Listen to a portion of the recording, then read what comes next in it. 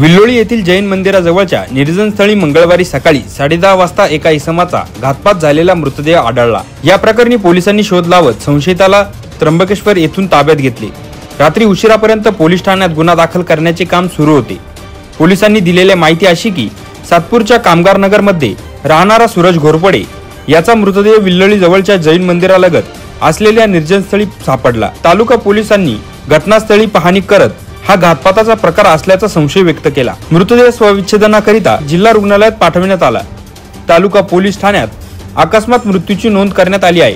घटनेची माहिती वरिष्ठ पोलीस निरीक्षक मधुकर कड यांना मिळाली। पथकाच्या कर्मचाऱ्यांनी माहिती काढत संशयित शशी गांगुर्डे याच्याशी घोरपडे याचा वाद असल्याची माहिती मिळवली। तो त्र्यंबकला असल्याचे समजताच सायंकाळी त्याला सापळा रचून ताब्यात घेतले। रात्री उशिरापर्यंत तालुका पोलीस ठाण्यात गुन्हा दाखल करण्याचे काम सुरू होते। अनैतिक संबंधातून हा खून झाल्याचा संशय पोलिसांनी व्यक्त केला आहे। एनसीएन न्यूज साठी सुनील पगारे, सातपूर।